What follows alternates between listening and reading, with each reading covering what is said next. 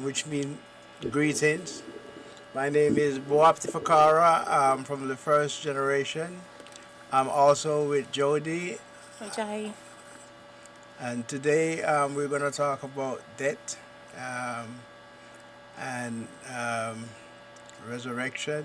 And we're also going to initiate of the London Temple. We're also going to have an interview with them about what their journey is and what is it that they're looking for now that they have almost finished. They're having their graduation this Saturday. So I'll hand you over to Leanne. So before we start the show, we do have a couple of, well, there's a few school events coming up this week as of tomorrow. So we have a lecture online tomorrow, which is about connecting the past with the present, how to set up your ancestral altar, and that's going to be on YouTube. And the YouTube channel is called Kepta. Then on Friday, we have a online event via Zoom, and that is called The Importance of Initiation While the World is in Crisis. And we've been doing it for the last 4 to 5 weeks now, and this week is week 7. And this one is titled The Importance of Family, and that's this Friday at 7 p.m. And I'll read out the contact details for that afterwards. Then we also have the 6th Gen graduation this Saturday online as well, and that's on the 27th. And we also have the following Saturday on the 6th of March, we have the orientation day, and that's also going to be via Zoom. And then on the 20th of March, we also have the Coventry Schools graduation. And the contact information for each of those events. So you can find the information, well, if you want more information on these events, you can call the London Temple. And it is 0208 558 3678. The Coventry Temple is 0247 626 6859 or 073 0599 5944. And on email, you can email us at inquiries #UK at theearthcenter.org, and center is spelled CENTER. And our website is www.theearthcenteruk.com. And the international website is www.theearthcenter.org. You can also find us on Facebook at the Earth Centre of UK or the Earth Centre and the Earth Centre Coventry. We are also on Instagram at the Earth Centre of UK or at Kepta, and Kepta is spelled KEBTAH. We are also on Meetup, and you can search us under the Earth Centre Kemetic School UK. Okay, so I'm gonna just have a few thoughts on death. One of the other things that we find in life is everybody, as my good one of my favorite artists, Curtis Mayfield, said, everybody want to die. Everybody want to go to heaven, but nobody want to die. And the reality is that is the only sure thing. As you are born, you will die. There is no way you can leave this earth without going through death. So whether you're frightened of death, whether you're rich, whether you're poor, whether you're strong, whether you're weak, and also we also want to say that because you're healed, sickness don't have to bring death. You don't have to be sick to die. Many people die because when they weren't sick, and many people don't die when they are very sick. So we need to look at those things and realize that everything in life is a duality that is going on. So death, the opposite of death is life. But the thing about that is that once you are alive, you're working your way back to death. When you are dead, you're working your way back to life. So the two opposite is a factor of human being. Because of our godfather, Wuza, who died and went to Imhotep and created a place for us to go when we die. Because it is important to understand that the living cannot function without the dead, and the dead also need the living also.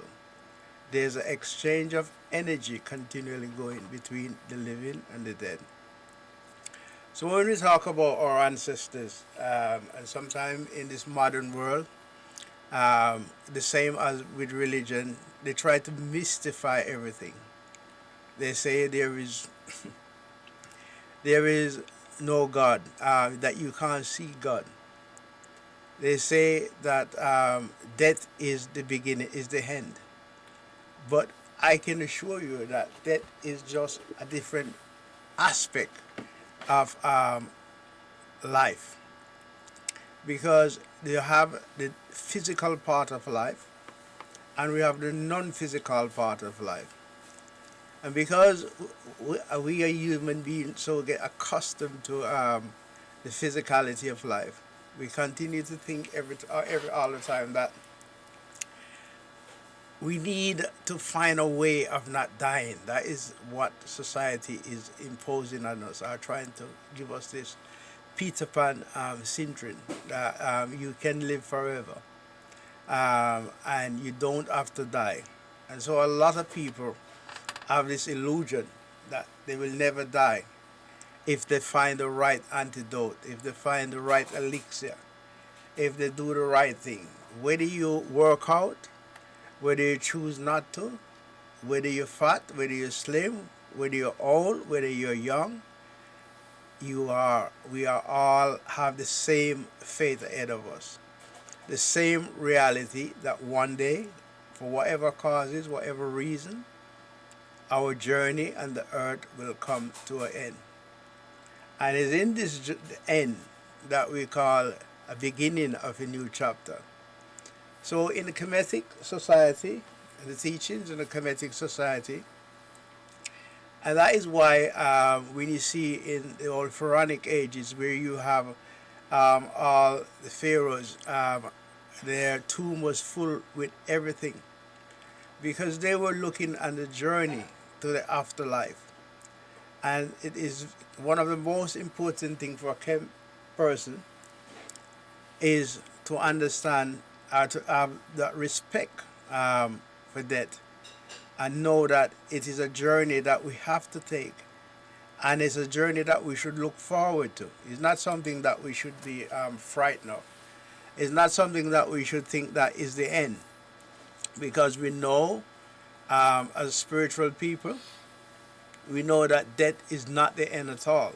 There is life after death, and there is death after life. So we have to be conscious of what we're thinking and how we are being misunderstood, or being missold, or being misrepresented, Kemetic people. In a modern system of belief and knowledge, the concept is you die and you go in a place of rest and you're waiting till the trumpet, and then 100 and something thousand, I can't remember how much thousand people is the only ones who are going to go to heaven. Now that is straight away a negative way of looking at life, that the chosen ones, only the few is going to go and meet their maker. Only the precious ones, the one who's so pure, are going to meet their maker. That is pure propaganda, and is a load of nonsense anyway. Because we know that as a human being, we have different aspects, or different ways, or different stages of death, and different stages of life. And you can see, as a child, how a child is. When you're young, you're running, you're laughing, you're doing everything. You're excited about everything and nothing. And you're eager to learn, and you learn so much, and you are so forgiving, so loving, so caring. All of those things is what. And then you get to teenage, and your body clock start changing, and your emotions start changing. And you start thinking about boys and start thinking about girls, and starting relationship, intercourse, and all kind of relationship. You go through adolescence, and adolescence is a very terrible time for some human being, because when they're going through adolescence, It's almost like they are in a different space, a different time. And there is so much things going on with the hormone changing, their balance. They have to balance sexuality. They have to balance religion. They have to balance. And now, for the first time, you start understanding you as a person. That there is you, and there's a goal, and there's an aim, and there's something that you need to do in your lifetime to manifest what you want. But the greater thing is that we might think we are manifesting what we really want, but the manifestation is what our ancestors sent us here to do. We didn't come to life to do nothing. We didn't come to life just for pleasure, our fun, our excitement. We came to life so we can manifest and be a purer, better human being. So, as we get into our 40s, then everything start breaking down in the physical body. And then you start have aches and pain. And when you get to 50, all sort of thing in your body, sometimes when I look at people and see the different stages of life, and see how strong that person was, how beautiful they were, and the ravages of age that changes everything. And sometimes people look so hideous in a way compared to what they used to be. And in your head and in your mind, you still think you are that young, good-looking person that was so envious by others. But in reality, it is only in your head. And then for some people, funny enough, some people look better with age. They grow old and grow into themselves, and they look better. And they tend to spend a lot of time looking after themselves in terms of what they eat, what they drink, and doing exercise and things like that. But with all of that, you're still gonna die. So when you get to the stage where because sometimes I visit people that is very close to death, and some people want to go. Some people get to the stage in their life where they, I had enough. I'm in too much pain. My family don't love me. I have no friend. All my friends is in spirit. About a few years back, one of my uncle in law, I think he was either 80 or 90. I can't even remember. And we had a big party for him. And he said, I went outside and I saw him outside looking very, very sad. And I said to him, what's wrong? He said, I am very sad. I said, but it's your birthday. You should be happy. He said, no, I'm not happy. My wife is not here.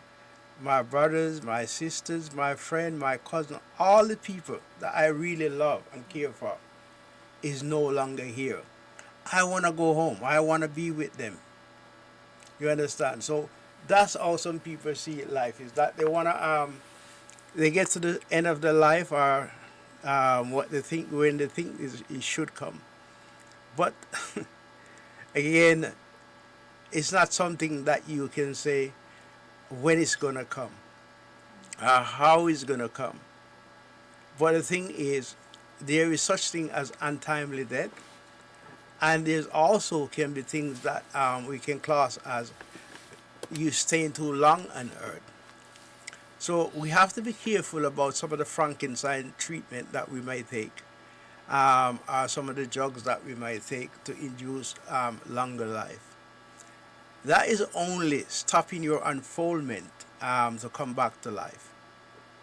When you spend too much time here, when you're on borrowed time, then you're just wasting your time.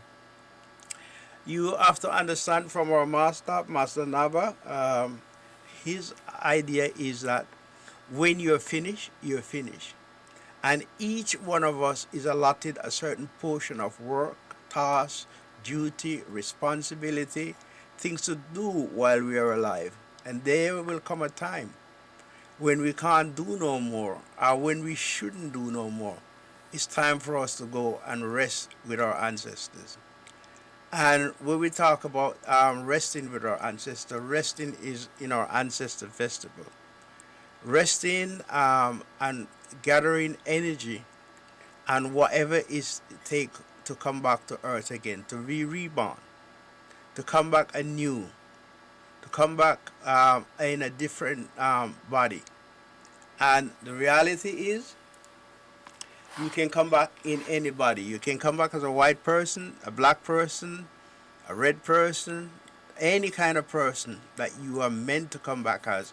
Because there is an energetic things and there is things that your ancestors need for you to do.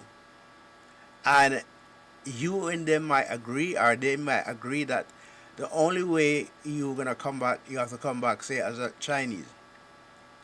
Now, if you're gonna come back as a Chinese person, it's very unlikely that you're gonna born in England, or it's more likely that you're born in China. So every human being is a mixture of everything. And who are we to question the will of the divine? Who are we to think that we are so important, and that life is only important because of us? The reality is, whether we born and when we born and die, or when we die, life does not stop. There is always birth and rebirth carrying on every day. Every day in society, there are people dying and there are people being born. We are coming and going. We are our ancestors. We are the spirit. And the spirit that is in us is not a new spirit, it's a whole spirit. The blood in us is not a new blood, it's a very old blood. All the things that we are looking at and thinking that these are us, we don't even begin to understand where we start and where we stop as an individual. One thing we know, the ancestors are so powerful. And the reason why the ancestors are so powerful is because even if the divine want to give you a gift of any time, of any type, and your ancestor said no, you can't achieve, you won't get it. So you have to understand the ancestor is so powerful. They are the one that maintain us. They are the one that keep us. And a lot of the time we have what people call intuition, expression of spirituality, expression of life. But most of the time is because of what your ancestors are doing. And also, there's a part you have to remember, that you have born and come to earth before, and that you are carrying certain energy, certain things from previous existence. And those are the things that is continuing to help you to manifest some of the goals. You can see children born very young and they already come with the full deck of cards. They don't need anything else. Or I'd say a different way. That are born knowing what they come to do. Because every one of us come with our full deck of cards. It's not that we come with less, but because of emotion, confusion, ideology, the system, the parents sometimes that we grow up in, misadventure, all sorts of things happen in your tender years that change the goal. And it is important to understand also as a parent, your job is just to be a guardian to whatever children that you have. It is not yours to keep. Nothing is here forever. As it comes to human life and the life of a human being go through cycles and rhythms and cycles. That is what sustains us. And because we go through these cycles, life and death is a cycle. And these cycles are cycles of change, cycle of renewal, cycle of regeneration, cycle of growth, cycle of understanding, deeper understanding, growing to be a part of the divine world, growing to be a part of nature, growing to be a part of everything that exists and continue to exist and evolve. There is nothing that is stopped. No human being is perfect. No human being is in perfect harmony. The earth itself is not completely round. The earth is elliptical, and all the planets are elliptical. So there is no such thing as perfection in terms of a human. We are working towards perfection all the time. And if we don't fulfill it in this lifetime, we come back again and we'll do a bit more. And if we have to leave again, we die and we go back to the world of light or the world of spirit or the Imhotep, and we'll stay there for a long time, a much longer time in most cases than we spend on earth. And when we come back, we come back with a different agenda. We can also come back as a woman or as a man. That is the reality in spirituality. So you have to understand, because the whole aspect of life is about balance. It's about harmony. It's about getting away from the physicality of life and start looking inwardly. And we talk about dimension. We talk about growing to be something that is much purer, something that is connected to everything.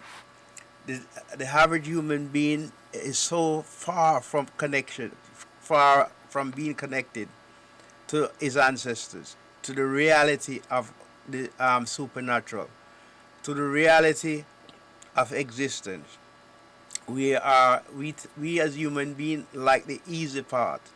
We take the easy road because we don't want to be bothered. We don't want nobody to bother us, and we don't want to be bothered by anything. So we take the easy aspect. We sit home, we relax, we eat and we drink, and we worry about nothing. As long as we have a few pounds, as long as we can do what we want, then we are contented. But it's not being, again, Master Naba said, if you have the chance to sit in a chair or sit on the floor, you should sit on the floor. And my grandmother would say, long road brings sweat and short road bring blood. So when you are trying to evolve and grow, don't see it as a simple pathway. Don't see it as an easy pathway. Anything that you achieve and you get it too freely, then it is not good, because you will not respect it. You will not have put the time in, and you can't understand why somebody else put so much time and effort into doing something that can be amazing for them, but for you, you might look at it as nonsense. You can see somebody spend their whole life through their own dexterity, trying to live in a harmonious way, trying to work hard with nature, and yet still, that person will die very young. And there's a saying, it's only the good die young, you know. I don't know if that is true. I know when you come to do a mission, and if you don't finish your mission, then that is also very sad. So we need to understand that your goal is to do what is manifesting in your heart, in your soul, in your spirit. The peace and the harmony that simplicity can bring to you. Another person cannot understand that, because to each their own. Even when you are in a family with identical twins, you and your brother or sister is so close, even from the same mother, the same father, you are completely different. And it's only when you can see deeply inside of a person. If you was to take things on face value, then you think they look alike. You think they speak alike. You think they act alike. But more important thing about life is what you want to see. Is that there's so much in this society when people think, especially men, that is not my child, But when you see that child and see the manifestation, the movements of that child, the way they do certain things, they walk, all of these things you can see that this is definitely that man or that woman child. You can see it in them. Um, and, so those are things that the ancestors has created us to be. Your destiny is controlled on your mother's side of your family. Your mother is the one, mother side of your family that control what you do in terms of life. Is in charge of your spirituality. She is our great great grandmothers. They are in charge of your full destiny. So you should also be worried and take care of your mother while she's alive, because when she die, if you have done anything wrong to your mother, you are doing it to yourself. When you fight and hurt your siblings and hurt your family, you are hurting yourself, because they are you and you are them. They are energetically part of you and energetically part of you. And also, the blood is also part of you. Now, we also have to understand that our father's side of the family, our bloodline, is very dynamic, and his duty is to make sure that we continue to grow as a bloodline. And therefore, your father's side is continually trying to make sure that you get involved with people that is going to strengthen the bloodline. So we have to understand that, in debt, when we go to the other side, if we don't have anyone on this side that is looking after us, if we have no one that loves us, if we have no one to call our name, if we have no one to meet us or when we pass on the other side, it is such a lonely part. And if you are a person who have done all sorts of abomination to your family, then you might not even get into the world of the dead. And therefore, we need to sometimes talk about the unpalatable truth of life. And the unpalatable truth of life is that your family can be the worst detrimental thing to you, and they can even kill you some way or the other. So we have to understand that in life there is continual death, and in death we are always coming back to life. If without one, the other one can't exist. So we have to be strong within ourselves and stop being frightened of dying. I'm willing to die. I know when my time is come, whatever time I've been given, when that day come, I will accept it. I am not going to try and run, because you can't run. According to my grandmother, death start from your feet, and when it come, you can't move, so you can't run. The Kemetic Society said death strike from the head down. So, but we are just playing with words. But death and life is very important. And people don't understand death is also a journey. You don't just die and go straight to the world of the dead. There is places you stop along the way where you get energy, where you get food, spiritual food. So the journey you can, and for some people, an important thing that you want to learn and understand is that you need to be connected to your ancestors, and they need to connect to you, so you can help them when they start the journey into the world of the dead. So you can make sure you can do prayers and things, so your ancestors accept and receive them. You can do things so that the journey that they're taking, they can go to where they need to go. And they will continue to bless you and guide you if you do the right things for the dead. They will come back and they will help you to manifest your journey. They give you advice. They will enable you to realize your true destiny. Okay, so we're just going to take a quick break and listen to and one of our projects is Projects of Merit, and we currently have a children's education project going at the moment.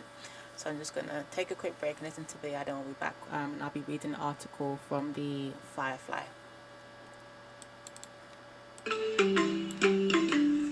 Sponsor a child from the Dogon villages today.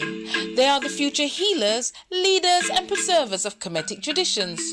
Just like Prophet Nebnaba, these children of the Earth Center and our network of healers are being educated in local schools in addition to their indigenous cultural practices and traditions. This comprehensive education both positions them to inherit the work of their forefathers and mothers and continues bridging the gap between traditional and modern societies. So go ahead, support, find out more about our campaigns and donate by going to www.theearthcenter.org. Thank you.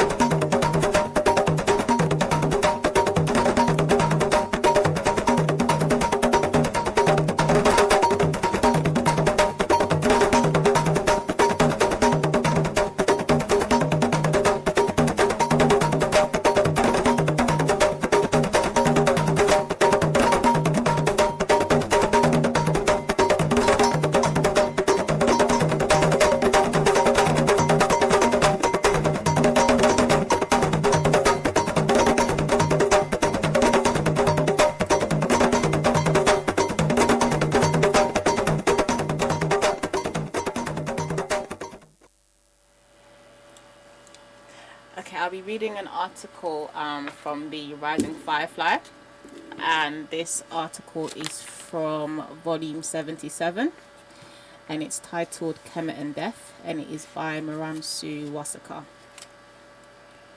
The subject of death may be difficult to read about, think about, or comprehend. Not only are there varying explanations about death, but also many modern perspectives on life encourage less of a focus on death. Additionally, death can bring emotions and mixed feelings to those who have either had people close to them pass away already or who will soon be passing away. For these reasons, death is seen as mysterious or even scary to many people. We encourage the reader to keep an open mind while reading this article, as death is a concept that has been studied for a very long time and is taken very seriously in the Kemetic traditions. Death is guaranteed to every single one of us on the planet. Every single person on Earth at some point will die. Our families, people we meet at the grocery store, the athletes and celebrities on TV, and anyone you have met and spent time with in life. They will all eventually go, no matter how rich, smart, or where they live. Death is guaranteed more than any other dreams or aspirations a human can have. A person can train vigorously in a sport for 10 to 15 years while aspiring to play professionally, and just before they make it, they suffer an accident and become handicapped, preventing them from attaining the dream they worked so hard to achieve. Not even the dream was guaranteed to them. Despite this, not everyone lives a life as if they know that death is coming for them one day, meaning people dedicate large amounts of energy into living for themselves and for their own ambitions.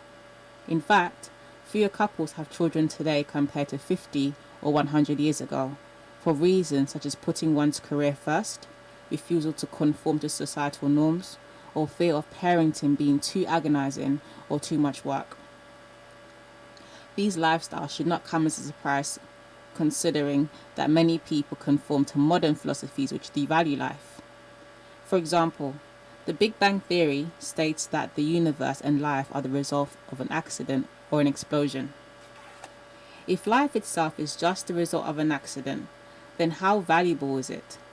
If one thinks of life in this way, then it is not far-fetched to focus on the YOLO, you only live once lifestyle, or seeking pleasure or material items that last a few mere years. But these don't last. One can take either pleasure, material items, or a career to the grave. One can't, sorry. It is in this way that death has great influence over the human being, and death has not changed for as long as human beings have inhabited the planet. Inevitably, death is coming for you and for me.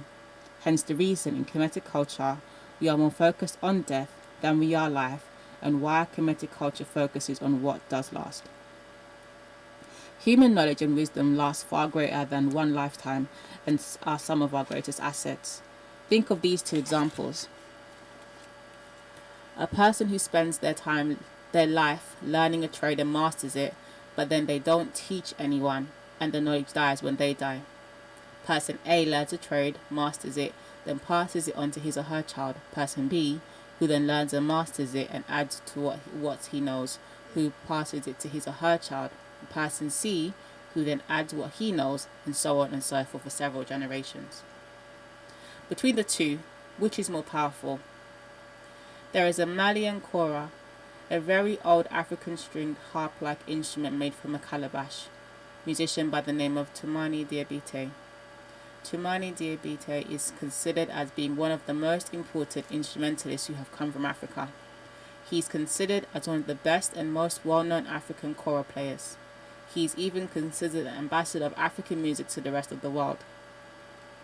Knowledge of the kora has been passed down in Diabité's family from person to person for 71 generations. So it is no surprise that he is considered a world ambassador for the second largest continent on the planet. 71 generations is roughly 800 years of knowledge just in one family. Imagine if one generation in that family decided to forsake the kora and dedicate their lives to having a big house and fancy car. Musical and other types of knowledge run deep in the African traditions. The Diabete family is an example of how Kemetic people know and live life knowing that we die. If we expect to leave a footprint behind, we are going to have to prepare for death by passing down what we know. Not only that, we will have to learn and study to understand what happens after we leave this existence. A major aspect of Kemetic culture is understanding what happens in the afterlife.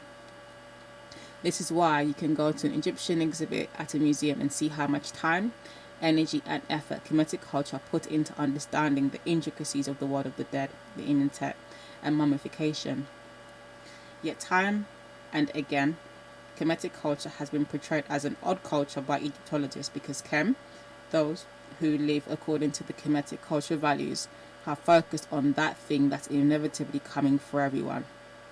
It's like sneering at someone for preparing for the next day's work on the prior evening, knowing that they have work in the morning. But does it make sense to speak of that person with disdain? Death in Kemetic culture is understood. Death in the Kemetic culture is understood as more than just the heart stopping. It is a transition from the world of the living to the world of the dead, which is a long journey consisting of many stages. So, the Kemetic lifestyle explained above and the understanding of death have a long history that originate with the life of the Kemetic Netta god Wuza. Wuza, also known as Uzeri, Osa, and other names, was one of the first beings created by another god as a divinity in human form, meaning he is a divine being, but he lives his life in a way that human beings can relate to because he has a brother, Set, or a wife, Aisha, can procreate and have children, and died. Not all gods die, for example. Both Wuza and Set are immortal, but they live out their immortality differently.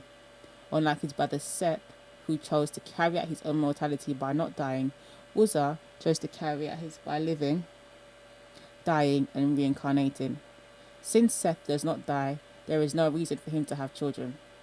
He is thus sterile and only needs to think about his own agenda.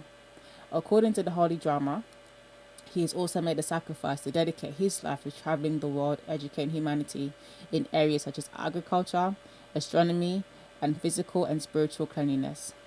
These points are important because humans live in the same way Wuza does. So what we consider good is that which is in line with Wuza, and what we consider bad or evil is that which is in line with Seth. For the simple fact that Wuza's lifestyle supports human survival, but Seth's does not. Wuza is a model for Kem people, so if we have questions about how to live life, then we can look to him in order to emulate his actions. Wuza and Seth are given equal domain over the world, but Seth's goal is to claim as much of the world as possible, and in an effort to do so, he kills his brother Wuza so he can conquer his domain. Wuza was actually the first to experience death even before any human did. This may be difficult to grasp because even human beings have a familiarity with death from experiences such as people around us die, but no one died before Wuza did. He was the first to travel into that realm. Wuza's death is also represented in nature as is observable in the world of the living. When the trees and plants die, then there is a shift to winter. This is representative of Wuza leaving this world. Wuza is a god of agriculture. Wuza established himself in the world of the dead and became sovereign over that world. He then became the one responsible for judging the life of human beings. This is why when human beings die, we are judged, which can only be recognized as the origin of the many references in different religions to an afterlife consisting of a judgment process. Kem people take great pride in dying because not only does it offer us an opportunity to once again meet the God who gave us our model for life, but if we work hard to live a dignified, upright life, then we can show that during our judgment process. Human beings are judged by Wuza in the afterlife according to the divine code of human behavior. The code was given by the word of the gods to serve as a roadmap for humans to become like gods. In fact, Wuza was the one who went to each of the gods and gathered the list of codes for us, giving us yet another chance at a better life. These codes also come to serve as the human being's definition of what it means to be good, that which is going to assist us in becoming like gods, is good.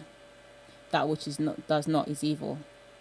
As you can see, the codes are not based on one's person's, groups, or society's definition of good, as these are not man-made laws. They are laws coming from the beings who create the world we live in. Who would know better than them? In the afterlife, these codes of human behavior are what we are judged by. Which did and did not you uphold in your life? It is important to note that reincarnation is another integral part of the human experience. Humans die, are judged, and then come back again into another life for another chance to perfect the ability to follow the code of human behavior. However, the circumstances in which one is reborn is heavily determined by how well one followed the 77 commandments in their previous lifetime. Another important aspect of Wuzza's death is the transfer of knowledge and wisdom. As stated earlier, Wuzza and Seth were granted equal domain to the world, but Seth killed Wuzza in order to claim his territory. According to the holy drama, before Wuzza died, he met with his son Heru.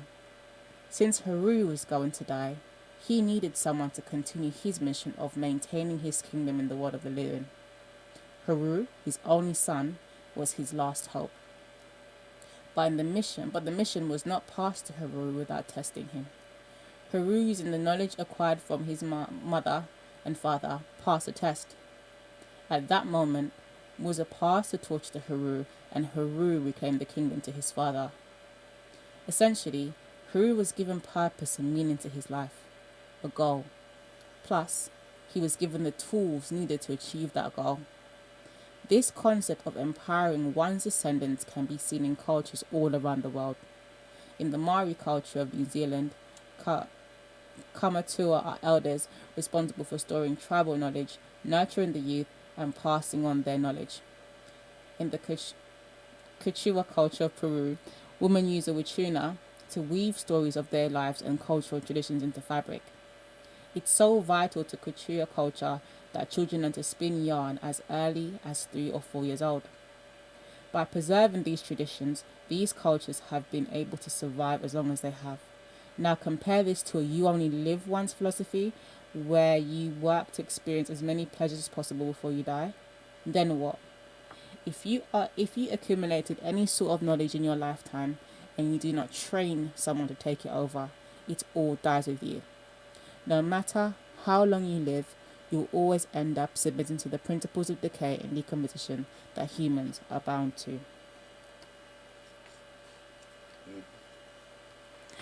Okay, we're just going to take a quick break and I'll be back to discuss further about death and rebirth.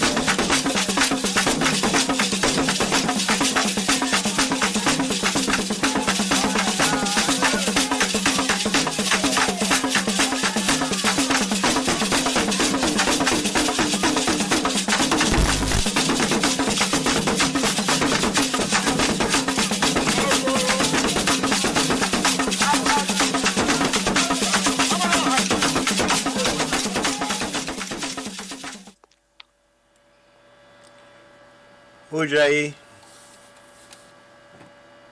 Jai, can you hear us? Jai, I can hear you, yeah. Waluka, you sound a bit far away. Have you run away to Africa? yes, it's similar thing for me. Seems to be a bit faint in the background. Yeah, it does. I can't hear anything. I can only hear you.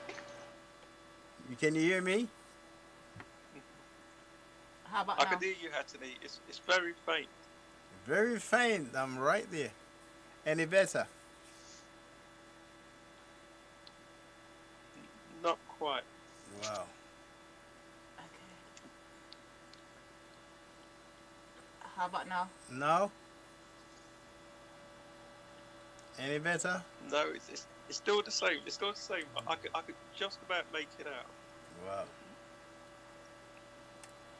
We are I trying can to. hear faintly. We're trying to fix it. Ah, doll.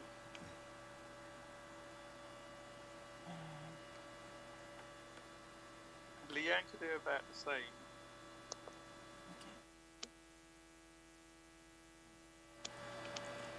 Ujai, this is Waluka and Leanne that is going to go through their graduation on Saturday. It's an online event, except for just a few. So we're going to begin. We're still working to make sure everything work all right. Is it any better now? It's still faint, Anthony. Okay.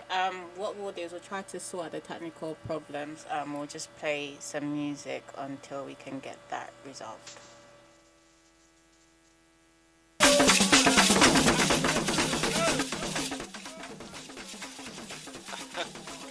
Sounds a bit better.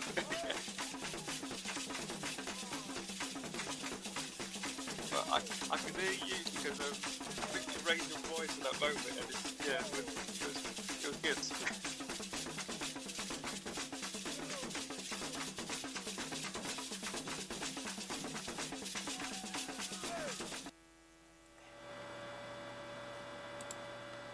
Okay, Jai, can you hear us now?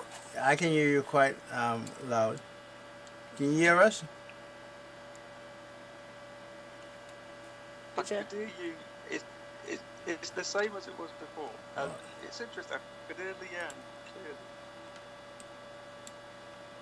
Any better? Yeah, it's very faint. I can hear, but I can't really make out clearly what's being said. Anything? Okay. I think we should. No, but I'm thinking what I might try to do is I don't know if it works, but listen live via my laptop and then have my headphones in and then speak. Okay, try that then. Yeah, I'm just hoping there's not going to be a lag. That's okay. So we just wanted to ask you about your initiatic journey so far.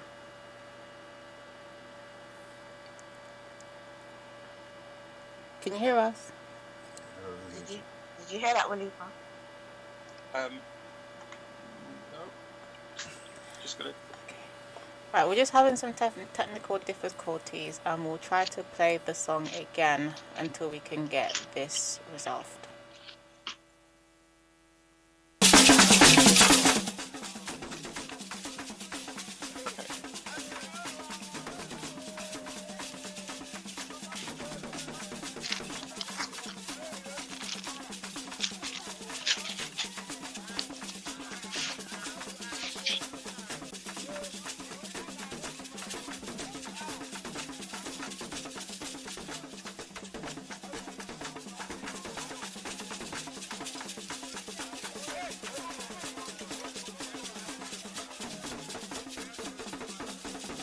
Leanne, are you using your phone?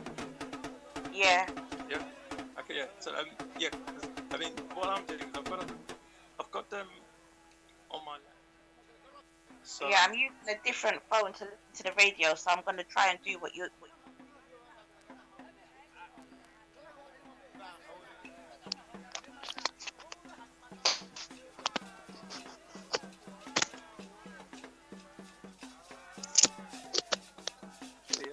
live.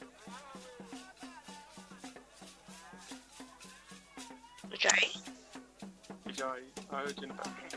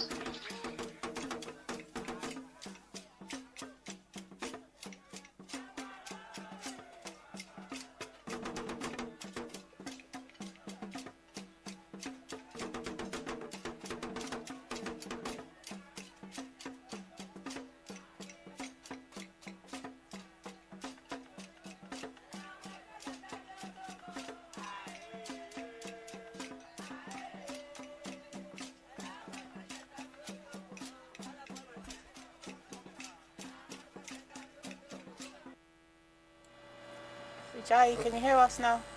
I can hear you. Can you hear me? Vijay.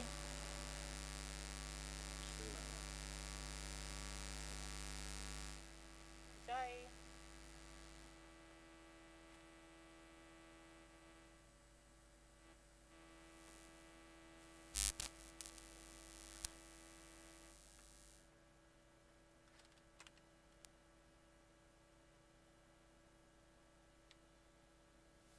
Vijay, can you hear us?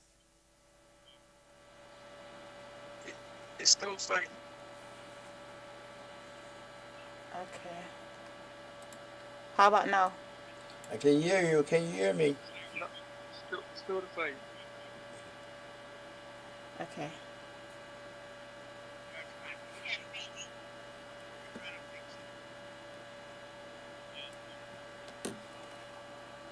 Okay. What if we interview one at a time? Would that make any difference?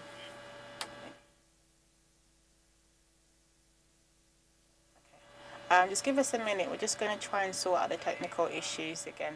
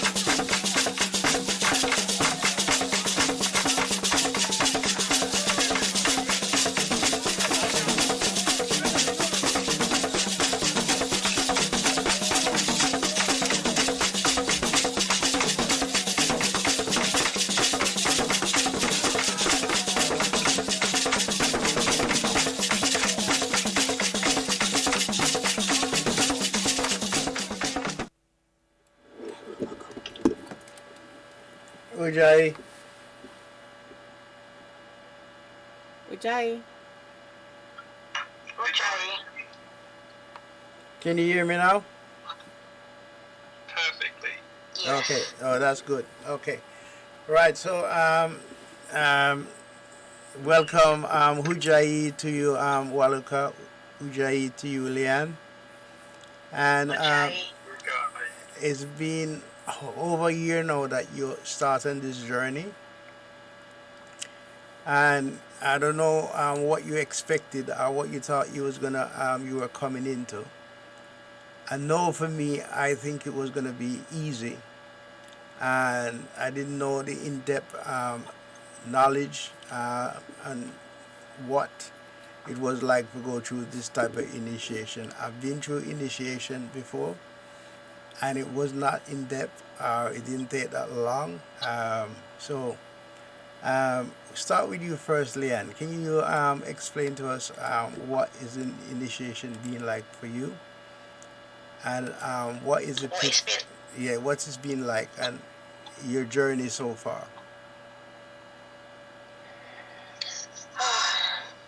That is such a big question because there's so many different aspects to initiation, and I'm still even myself trying to reflect on the process that I've been through and to the point that I've arrived at now. Firstly, I would say that when I came into initiation, I didn't have an expectation. So that was helpful in a way because it enabled me to just embrace what I was receiving. Can we just go back a little bit first? Can we understand what make you start initiation? How did you actually realize that you need initiation? Okay. Before starting initiation, I was on a Kemetic yoga path, which I am still on. And initiation is actually evolving that path for me. But I was on a path of Kemetic yoga, so I was being exposed to some aspects of Kemetic life and values. And I was in a job. I'm a qualified social worker, and at the time I was working as a support worker. And I could feel that I was being spiritually drained. It was a feeling that was consuming my entire being. And every day that I was going to work, I just knew that I needed to not be there. And I just think innately I've always been a bit of a rebel in terms of authority and not quite understanding the structure of the system, and always kind of having the thoughts and the feelings that the system is really designed against us and it's designed to trap us and to spiritually kill us without no real foundation or knowledge of where I'm getting these thoughts from, but it was a feeling. And I got to a point in my job where I just said, I was spoken to quite a few people about it, and everyone's talking about this 5-year plan, and that just was not resonating with my spirit. This idea of having to have a 5-year plan, I just knew that I needed to get out. And I took a trip to Gambia. And even though it's predominantly a Muslim country, just having that experience of living with families or staying with families and just seeing that family life and seeing where their real values are in the family kind of helped strengthen me in terms of knowing that I have to make the move out of this job kind of rat race. And I made that decision, and I just decided that's it, I'm leaving. I handed in my notice with no plan, no next job to go into, other than knowing that I was going to continue supporting my mum with her organisation, which resonated well with my spirit. If I'm going to give all my time and effort and energy into something, I want it to be into something that is relevant in my life and in the life of my family. Yeah. And then when I made that decision, within a week, I was exposed to the Earth Center. And how was so I knew. How was that? How were you exposed to the Earth Center? So I attended an event, Auntie Jean's Market. Mm-hmm. in Brixton, and that was, yeah. So I attended Auntie Jean's market, and I was really just loitering around because obviously I didn't have a job, so I didn't need to worry about being prepared for work on Monday. The weekend was free, and my mum asked me to come with her, so I just said, okay, I'll come. So I was just kind of loitering. I wasn't really in tune with what was going on there. I was just there. My mum was having a conversation with Hatini Hekipta, who I didn't know at the time. And I just kind of drifted over towards them for no real reason.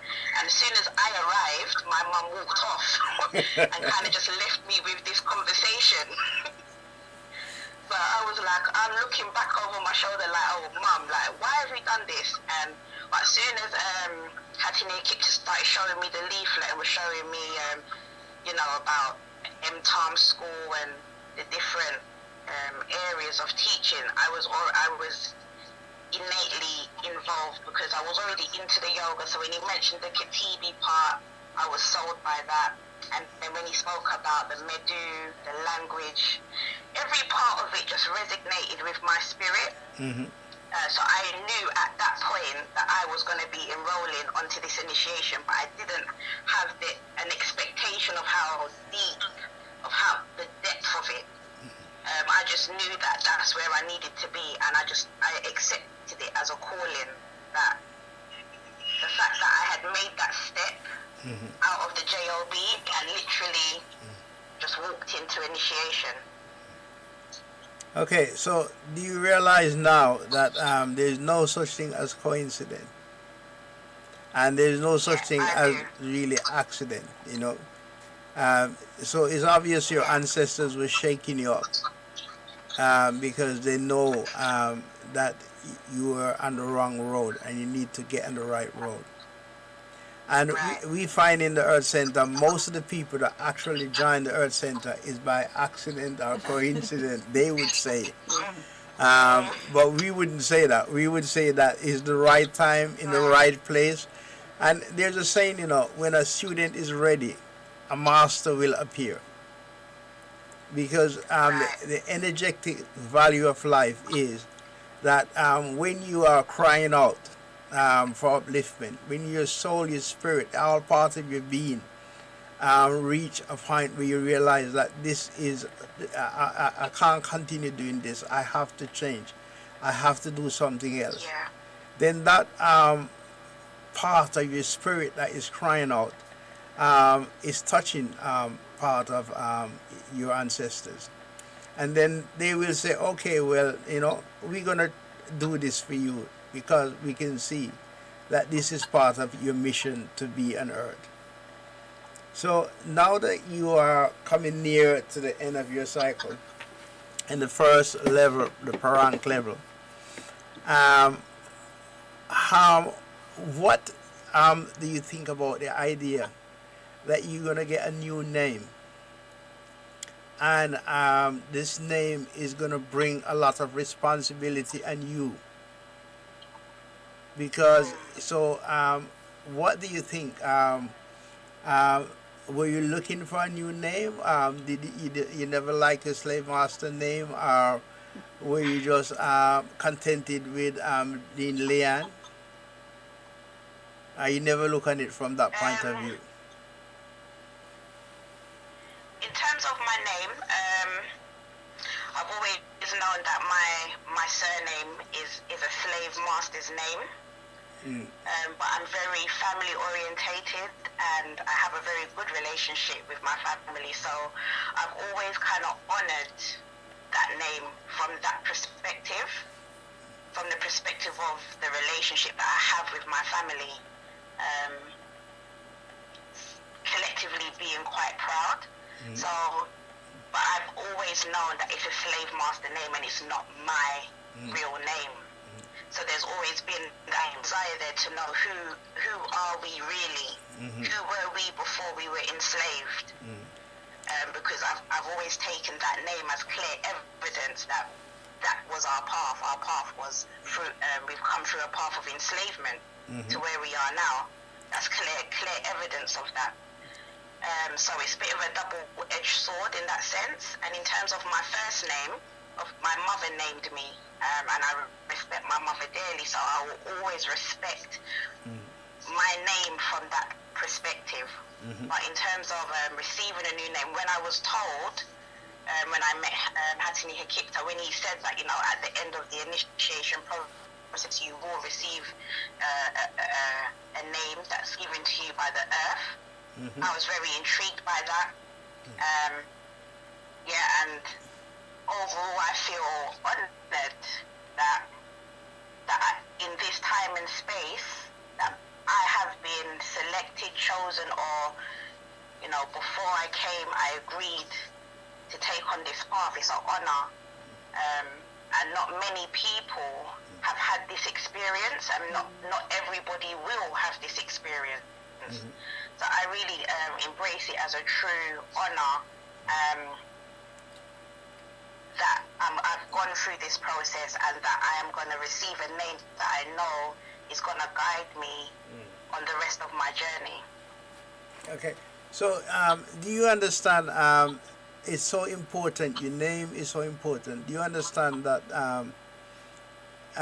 In order for you to come by the name that you will be given on Saturday, it could be more than 3 priests that is doing divination, or even more, and they all have to come to the same conclusion, that the hurt is your spirit is touching the earth, and in order for you to move forward to the next level, you need the name, because the vibration of the name is so important to you, so that you can walk this earth for the rest of your days on this earth, knowing that you are really a child of the earth.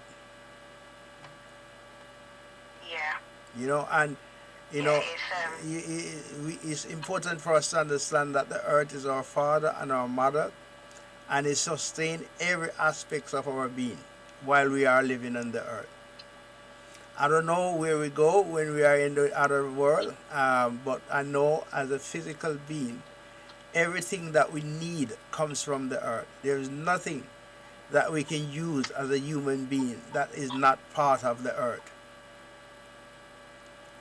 So it is important for you to understand that you might think that Parank is finished, and I'm now I'm gonna have an easy road and things gonna be nice for me.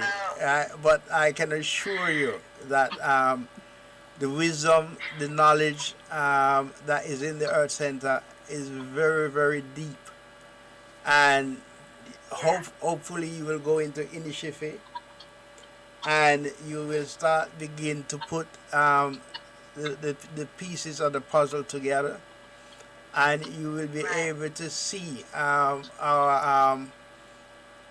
adept, our master, our teachers as being our prophet, and he has dedicated his life for us, so that we can attain enlightenment, so we can start on the journey of enlightenment rather. So it's a privilege in a way, but it's an honest really, because it carries a lot of burden that you have to walk and live certain way. So, I'm just going to leave you for the moment, and I'm going to ask Waluka to come forward and say how he comes to be in the Earth Center. Ujjayi. For me, it was more of a state of just asking myself questions from even when I was a student in my teenage years. I didn't agree with some of the stuff that the history teacher was expressing to me about who I am. Example? Yeah, so the example I give would be with regards to just their perspective of our history in terms of discussing topics like slavery, which I I knew was a part of my history,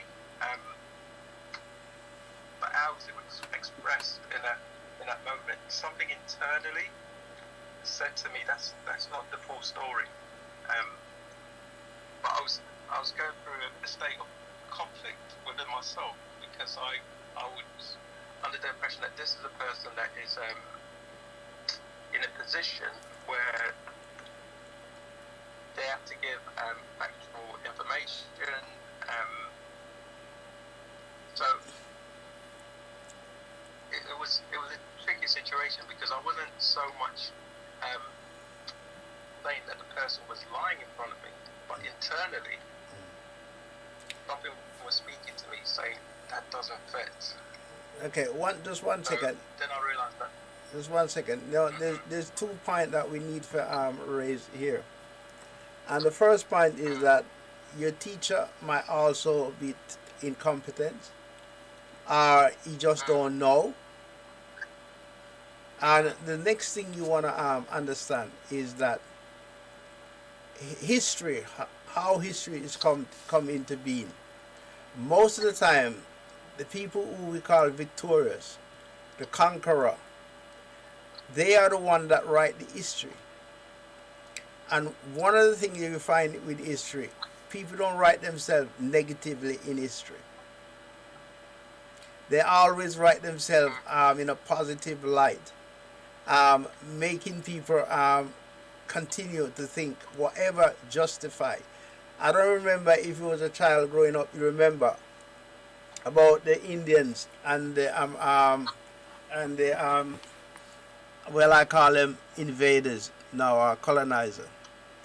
And when you were young, you would be more on the side of the European people, more than the side of the Indian. Because the story, the yarn that they spin, is that these savages people is trying to kill us all the time. They didn't try and mention that we came to these people, they came to these people land and do all sorts of atrocity to these people. They didn't mention any of those things. They just make themselves, it's like I was listening to the radio one day, and one person say, yes, the the Indians were in America before, but they weren't doing nothing with the land. It's only since we come there we start doing good things to the land. So, it's that sort of thing. Carry on.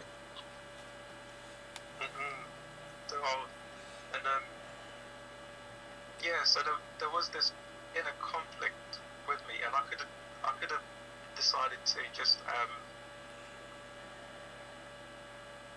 sort of ignore it, shut it out. But in that moment, I just thought, I got to find out what's missing from this information that I've been given, and I suppose just always started to listen to that inner voice within me. I thought it was an inner voice at the time, but I felt like, okay, well, whatever that thing is, whatever that innate thing is, just keep trying to listen to that, keep trying to search, and then I ended up listening to speakers like John Henrik Clark, Cheikh Joe, and watching stuff on YouTube, attending black cultural events, and then I ended up going to an event called Black History Studies, and they would have these events where they will have different stalls, maybe selling food, books, subsections of that event will have lectures taking place. And on one particular day, there was a lecture taking place, and I noticed that there was a stand with the Earth Center material, and I saw some of the DVDs as it picked up some of the materials, and etc. But then I made a decision that I was going to leave. So I've attended that sort of venue, that sort of event many times, and I told the host I'm going to leave, and then she taps me on the arm and she says, "Why don't you stay for the next talk?" And I thought, yeah, okay, I'll think about it. I was fairly sure that I was just going to leave the event, so I walk out, going to get some food, and then I'm literally going to the station because by that time I've made up my mind that I'm going. And that inner voice, again, so I thought it was that inner voice, something just told me, why don't you just go back? So I go back, I sit down, and I hear Naba Irritan speaking, and he was dealing with a number of subjects, because it was a Q&A session after, and he was giving people the perspective, the traditional perspective on their questions, and what I got from it, just while he was talking, I thought, that's it, I'm going to be an initiate. I knew at that time, right there, that I'm going to be an initiate. I didn't know exactly when it is that I'm going to start the initiation, but I was going to from there, because when I talked about when I was in school and something didn't quite fit, it was the opposite in that scenario, where the information I was hearing, it fit, and I knew there was truth in it. Can you and that's one of the things that I was doing as well. Can you recall one of the things that really shake you up on the day? What you heard that resonate with you? Yeah. So one of the questions that was asked was just in terms of people's abilities, and there was a question with regards to people's abilities and entities, and I remember Naba was explaining that well, people come with different abilities. So I'm there on the stage right now, I'm speaking to you, and there could be energy right next to me, there could be an entity right beside me, and some people in this room may be able to see it, others will not be able to see it. And he started to talk about qualities, and that made me curious. And then a lady asked a question about homosexuality, and because her brother was a homosexual, and she didn't like the response that Naba gave her, and I just remember being impressed with how he was in control of his emotions at that time. As in, the lady was very, very worked up because she didn't get the answer that she wanted. But he kept going back to the same answer, because what I got from it even then is that there's substance behind that answer. And I remember being impressed by how are you so in control of your emotions when everybody else around you is getting worked up. And I know what you're saying is true, and I've been seeking for truth, and I know I'm going to get a lot more of it from whatever organisation you're a part of. So that was my experience from there. But then I just knew that, yes, I'm going to be an initiate, because another aspect of it was that when I was always searching, going to the events, listening to the lectures, I would find that there'll be a moment where there'd have to be some sort of compromise, as in the material that's being expressed to me is not coming from the tradition. It doesn't have a history. So I knew I could only go so so far back with that material. So one of the things that I liked about the Earth Center is that there is that thing of information being passed from generation to generation to generation, and it's not something that somebody's made up today. So that intrigued me.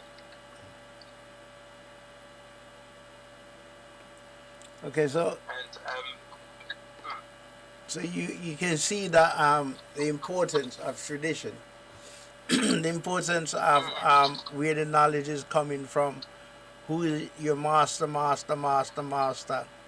and because the Earth Center have so much information, the Earth Center can trace its roots back to at least 170,000 years, which no other people on the earth can claim anything like that. So the wealth of knowledge is there, and you can also see in what you're saying that your ancestor also is walking with you, because they deliberately make you come back and see that the importance of the journey that you need to be on. But now you are on that journey. What do you think of the journey so far? The journey has it's been a challenge. I know we were talking about death and rebirth, and I feel like there's through that journey there's certain aspects of me that have evolved. I remember one of my first classes, one of the Hattanis said to us that part of this process is breaking old monuments, and we had a class on corruption, and I remember thinking to myself, well, I'm not corrupt. Mussolini is corrupt. Hitler is corrupt, but not me. And I had to break that part of myself, because I had to realise that well, now you have to face yourself. You have to face your own corruption, and how are you going to deal with that? So that was a challenging part of it, because I thought to myself that I'm just going to come to initiation. I'm going to get the knowledge, get the truth that I'm seeking. But I didn't fully appreciate that. No, it's not just about the knowledge that you're going to come across. Now you have to face yourself. They say spirituality is a verb. So you now have to live by a set of principles, rather than just studying the material. So that was another part of the journey that I had to adjust to. And even with my generation members, you were saying to Leanne a little earlier that nothing's accidental. Since I've been in Indonesia, I've always been close to the Earth Center. My ancestors have always nudged me to be close to where it is that they want me to be. And I didn't even know that the Earth Center was just a few. I could literally walk to the Earth Center where I was staying at the time before I became Indonesia. So I started to put the pieces together in terms of where it is that they wanted me to be. But there's a connection that you have with your generation. So you're learning lessons in the class, but you're evolving, and all parts of you are going, and you're becoming a different person. I mean, I remember there was one time when Leanne, myself, and another Inisha, we were going over some material, and in the middle of it, Leanne said, "Oh, sorry if I had a particular vibe about me yesterday. I think actually, but it's that I just like had a bad day or something wasn't right on that day. And me and the other initiate looked at each other and we thought, no, we didn't even notice that you had a bad day or a bad experience. And then she said, oh, I must be getting better at that, in terms of like the vibe that she was putting out. But that's what initiation does, is that you're evolving all the time, so much so that even if you feel you're giving out a particular vibe, it's not, you've learned to control that. And because we're given lots of tools when we come into initiation to utilize. So that's the other part of initiation that I've taken away. I've been in situations where I would have reacted a lot differently prior to initiation, and people will look at you different now because they're not getting the reaction, they're not getting that emotional reaction that they thought, that they expected. Okay. Now I know that Can I just add something there? Yeah, go on. Yeah, because for me, what initiation has done for me, it definitely shows you up to yourself, but in a way that you cannot ignore.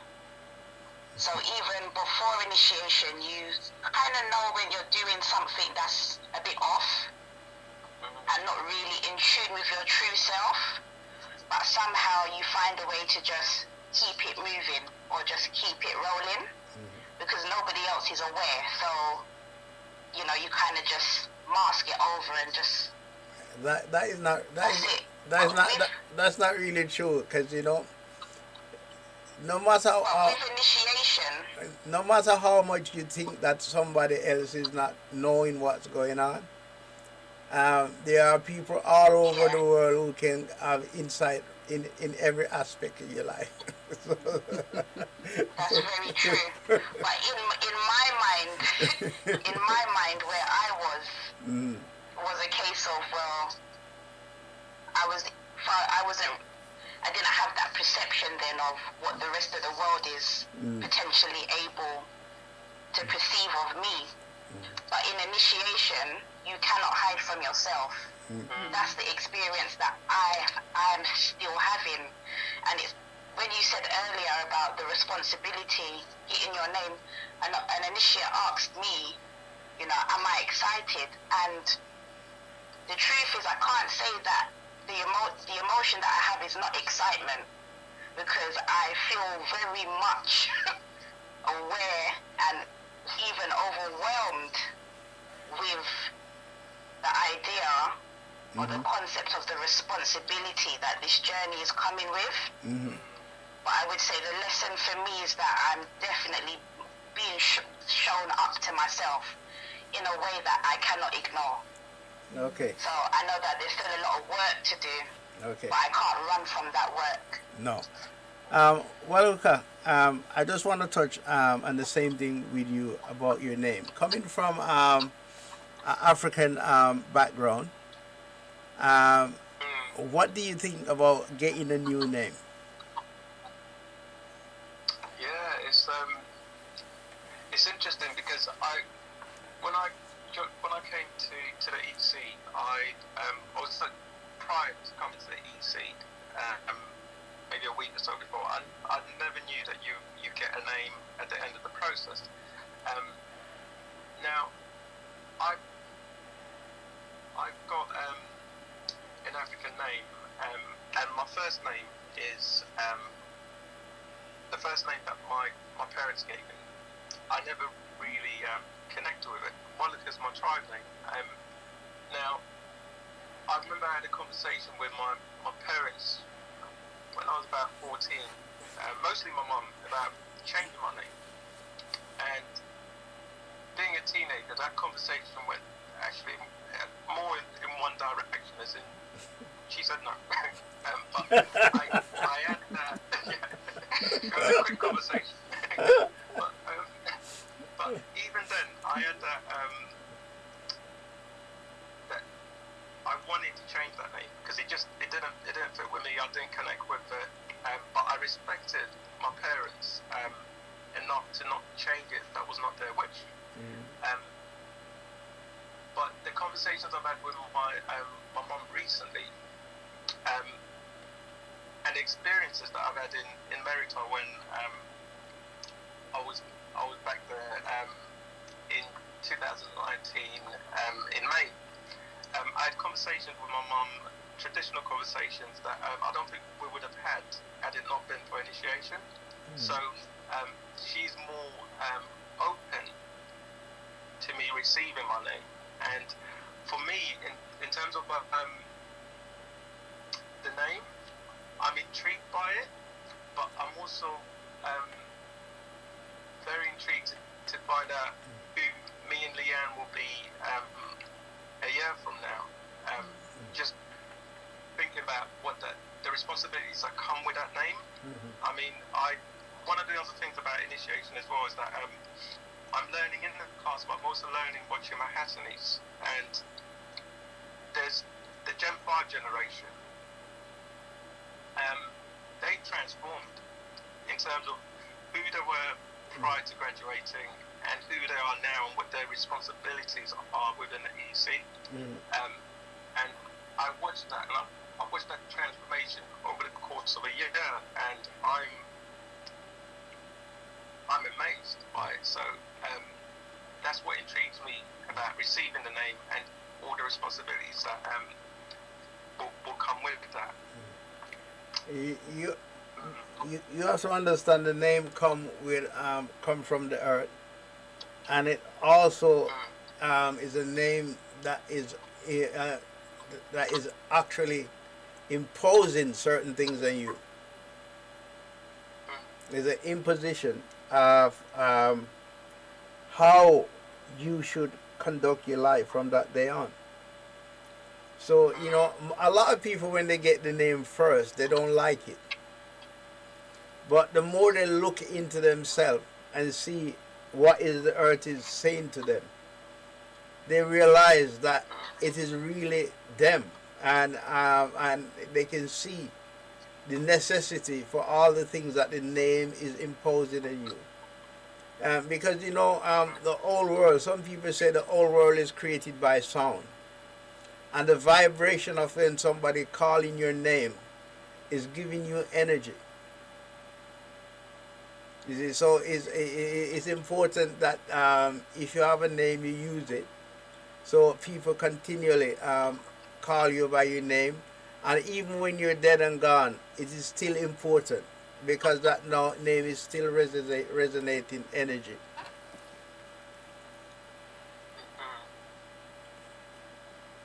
Okay, so last question from both of you. Are you looking forward to Saturday? Yes, I am. Yes, yeah. It's a mixture of emotions, and yeah, I want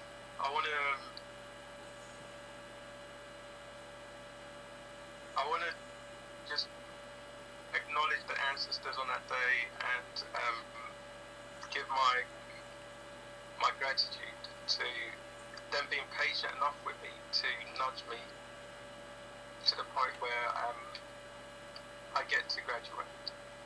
Okay, so I've been very patient with them. I know it's privilege is not a good time for anything, but we just have to keep steadfast to the discipline and understand the discipline and being a disciple. What last thing you want to say, Leanne?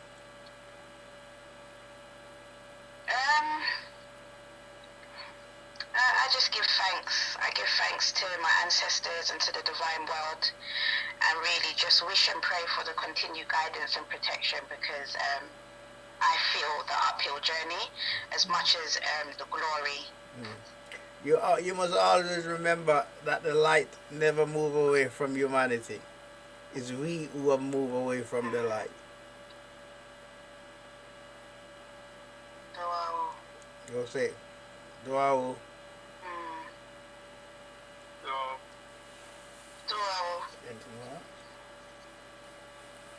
Duawa Hattanis for coming on the show today. And I just wanted to say, I hope Saturday goes well for your graduation as well. And I'll see you there. I might even show up as well. It's not happening without you, Hattie. It will. Wow.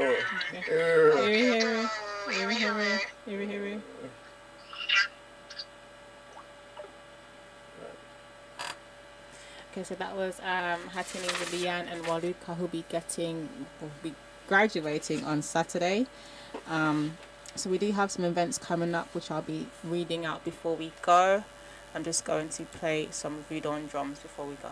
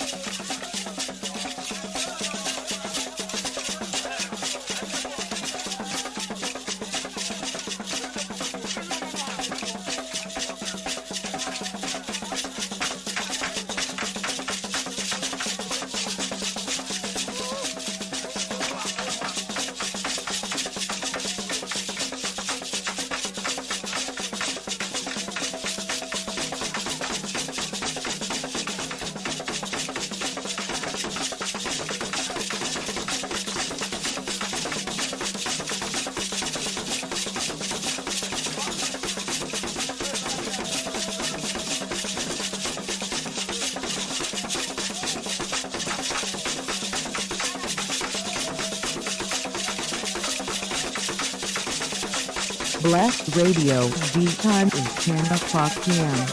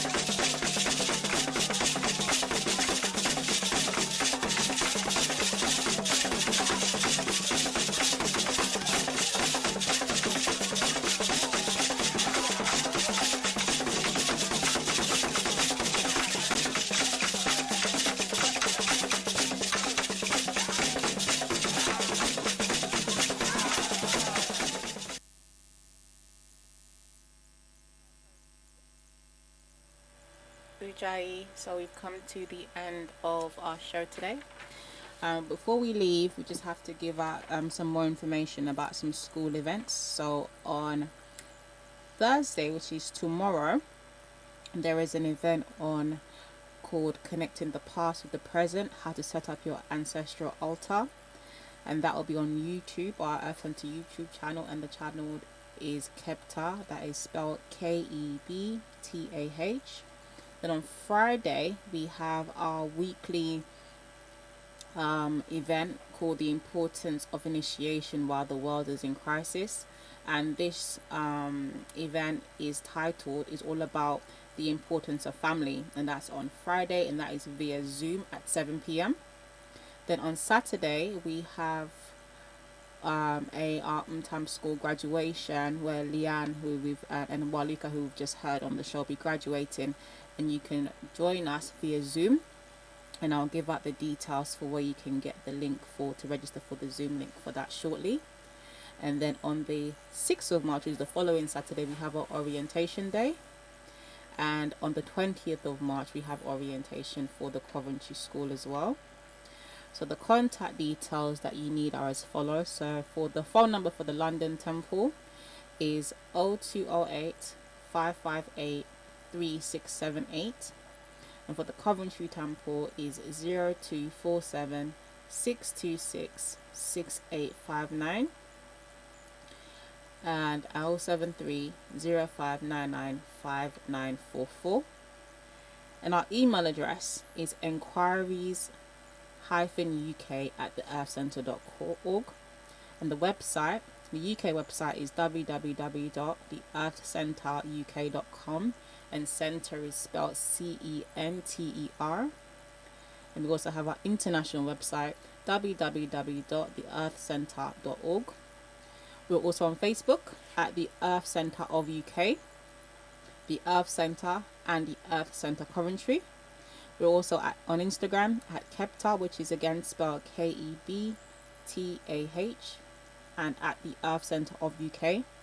We're also on Meetup, the Earth Centre Kemetic School UK, and we are also on YouTube, which is Kebtah. Okay, so that was the show for today, and hope you enjoyed it.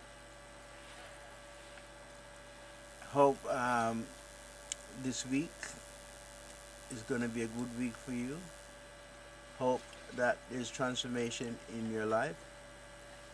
Hope you can realize some of the simplicity of life, to be in harmony with your ancestors, to be in harmony with the divine, to be peaceful and caring and sharing, and knowing that in life there is death, and in death there is life. So do what you can today, because tomorrow may not come. Hey, Eri Hiru. Eri-ru.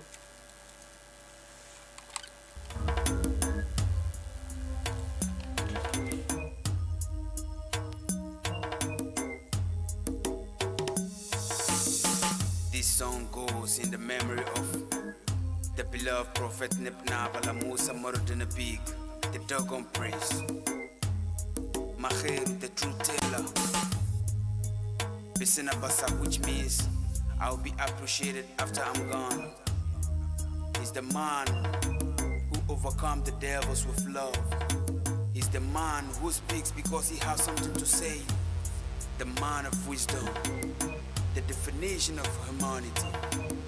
Mahir, Mahir, Mahir. From far away, from far away, far away, from far away, West Africa, from far away, Prophet Naba, far away, Lamusa, far away, Prophet far away, Prophet from far away, Prophet Naba, far away, from far away, from far away, Prophet far away. He's the man of wisdom. He's the man who lived by faith, and not by fear. His greatest wealth is the richness of his soul.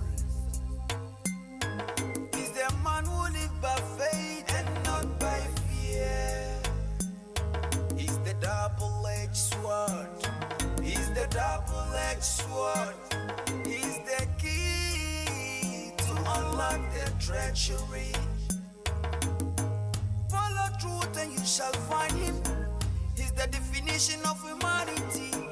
He's the beginning and the end. He's the prophet now. Far away, from far away, far away, from far away, West Africa, from far away, prophet Naba, far away, La Musa, far away, from far away, prophet, from far away, prophet Naba, far away, from far away, from far away, prophet, from far away. Bob Marley say, emancipate yourself from mental slavery. None but ourselves can free our minds. Have no fear for atomic energy, 'cause none of them can stop the time. How long shall they kill our prophet while we stand aside and look? Some say it's just a part of it. We gotta fulfill the book. Come to Maheru, come to Maheru, come to Maheru, come to Maheru. He got your own told story.